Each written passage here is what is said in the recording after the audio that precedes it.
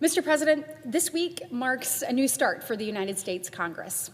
After a year-long battle over the Laken Riley Act, this week we decided to put the security of the American people first. Take the next step towards ending an era of open border policies, and we passed the bill. It is impossible to overstate just how great an achievement it is that we came together to send the Laken Riley Act to the President's desk. For decades, it has been almost impossible for our government to agree on solutions for the problems at our border and within our country. The Laken Riley Act represents perhaps the most significant immigration enforcement bill to reach the President's desk since 1996. It is a significant first step to protect American families and to honor Laken Riley's life and legacy. It ensures that no family will have to endure the heartbreak that Laken's family has had to endure. With our Republican majorities in both the House and the Senate, Congress is back to working for the American people once again. The American people made their voices heard on November 5th, Mr. President, and they told this city that they would no longer tolerate a government that ignored our border crisis. They would no longer put up with open borders, unsafe streets, and soft on-crime policies. Congress listened, and we have delivered, but we're not finished yet. Monday, Inauguration Day, marked the start of a new American golden age. With President Trump back in office and with our majorities ready to work with him, we are headed towards creating a safer, more secure, incredible country. And the Laken Riley Act is no doubt a step in that direction. Now is the time to turn the page from the last 4 years, to think about what we can do together to turn the will of the American people into action.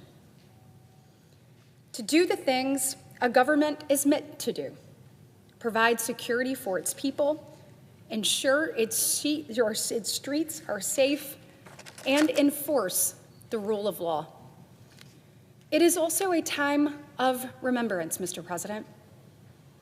It is a time to think about the light Laken Riley shone on all of those around her, the example she set for how to live one's faith and make a positive impact in the world. I am so proud that we came together in this body to honor her and the profound impact she had on everyone that knew her.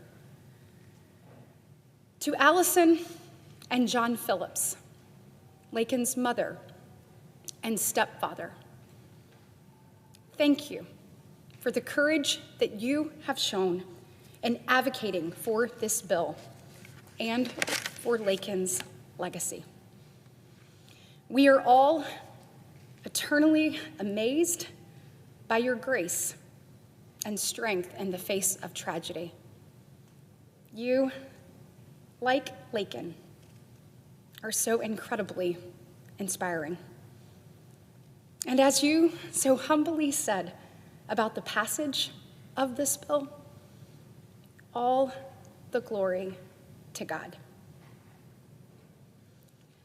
I'd again like to thank Representative Mike Collins, who has spearheaded it to House passage not once, but twice. And I look forward to its third and final passage today in the House. I'd also like to thank Leader Thune, who in his very first month as leader took a difficult issue and moved it gracefully through the United States Senate. And a big thank you to the rest of my colleagues here in this body and the ones in the House for coming together, for putting partisan differences aside to find common ground to actually achieve a result, and for showing the American people that they can trust their elected representatives to listen, to understand, and to do the right thing. Thank you, Mr. President. I yield the floor.